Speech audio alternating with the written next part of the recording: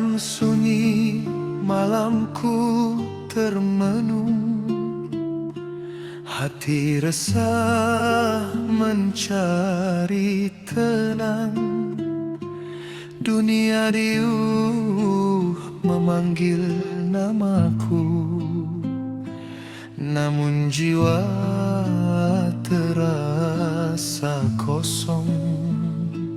Langkah lelah di hujung waktu, dosa lama membekas di kalbu.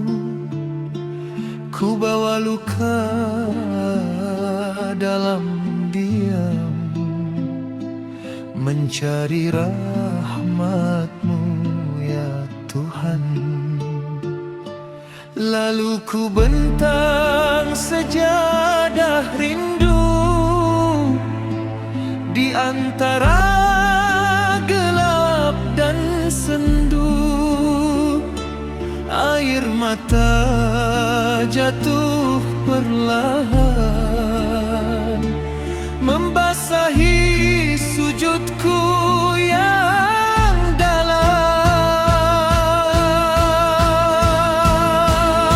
Damai ku temui dalam sujud, saat dahi menyentuh bumi. Segala beban gugur satu-satu di hadapan-Mu yang maha tinggi.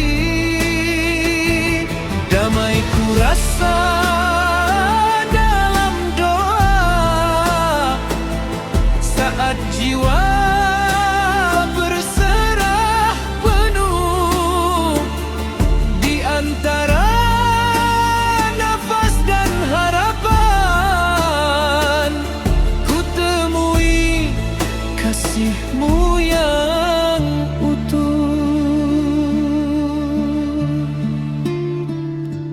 Ilmu bukan sekadar kata, tetapi amal yang berbicara. Di setiap ruku dan sujud, ku belajar erti tawaduk. Dunia ini persinggahan, tempat hati diuji sabar. Dalam hening malam yang panjang, ku temui makna sebenar.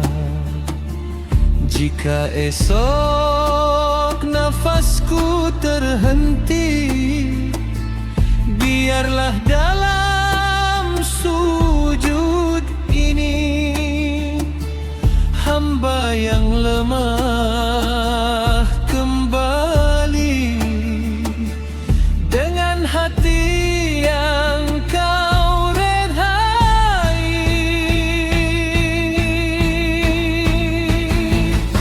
Damai ku temui dalam sujud, saat jiwa tunduk mengaku.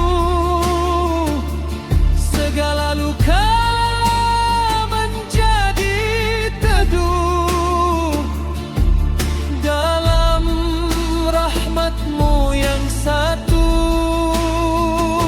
Damai itu bukan di dunia, tetapi dekat dengan-Mu. Di setiap sujud yang setia, hatiku pulang kepada